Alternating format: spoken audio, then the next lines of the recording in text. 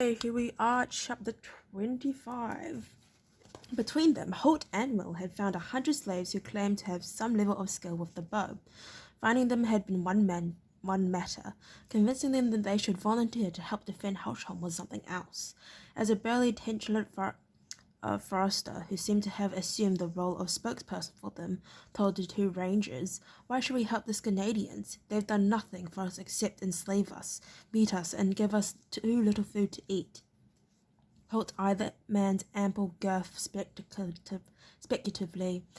If some of the slaves were underfed, this one could hardly claim to be one of them, he thought.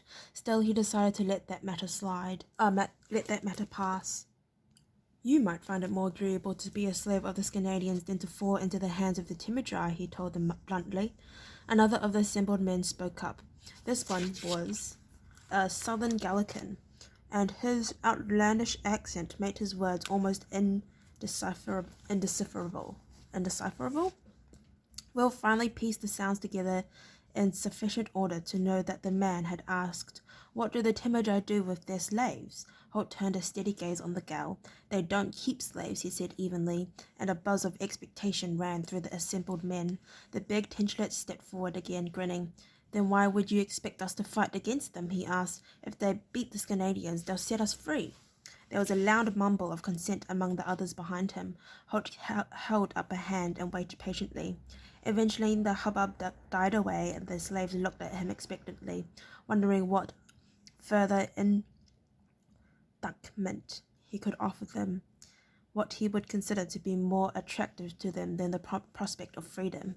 "I said," he intoned clearly, so that everyone could hear him, "they don't keep slaves. I didn't say they set them free." He paused, then added with a slight shrug of his shoulders, "Although the religious ones among you may consider death to be the ultimate freedom."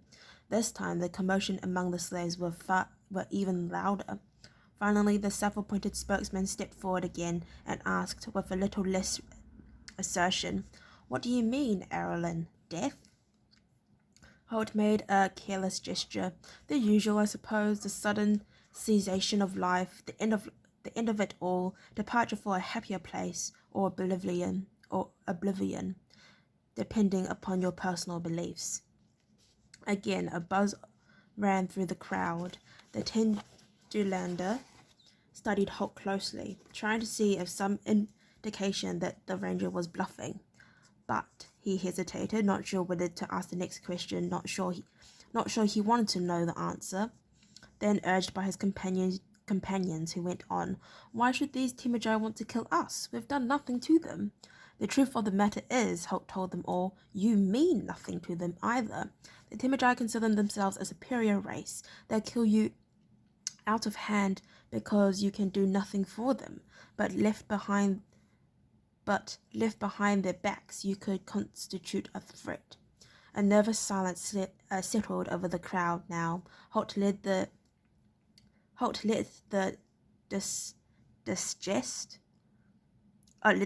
them digest what he had said. Then he spoke again. "Believe me, I've seen what these people are like." He looked into the faces of the crowd. "I can see there are some Erlings among you. I'll give you my word as a ranger that I'm not bluffing.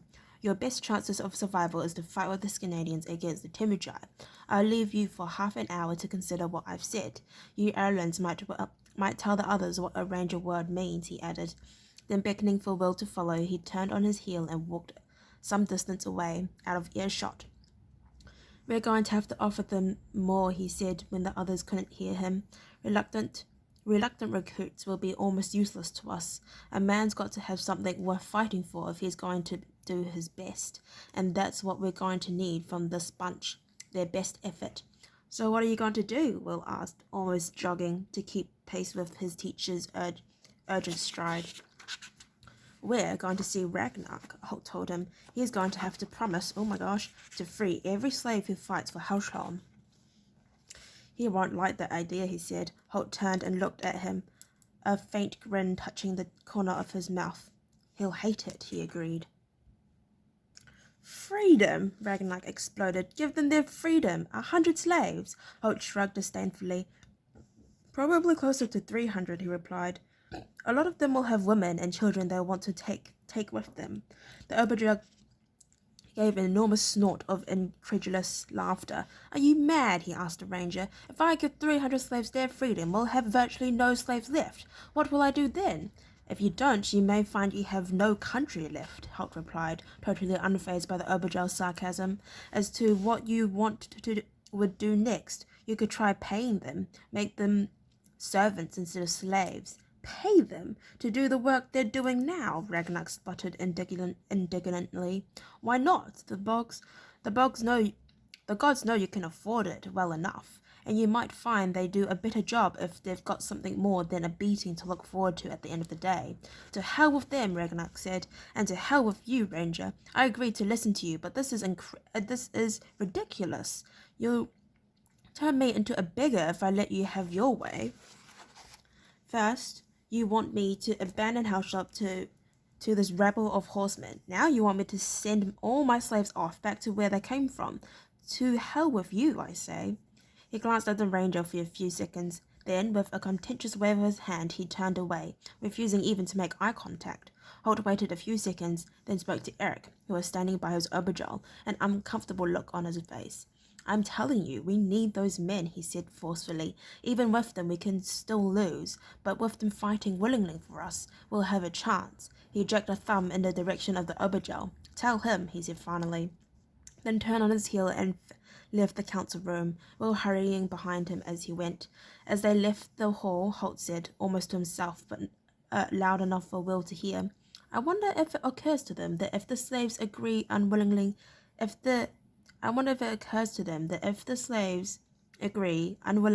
fight for them, and if by some mad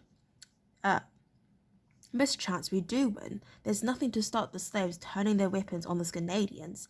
That thought had occurred to Will. He nodded agreement. That's why, Holt continued, we've got to give them something worth fighting for.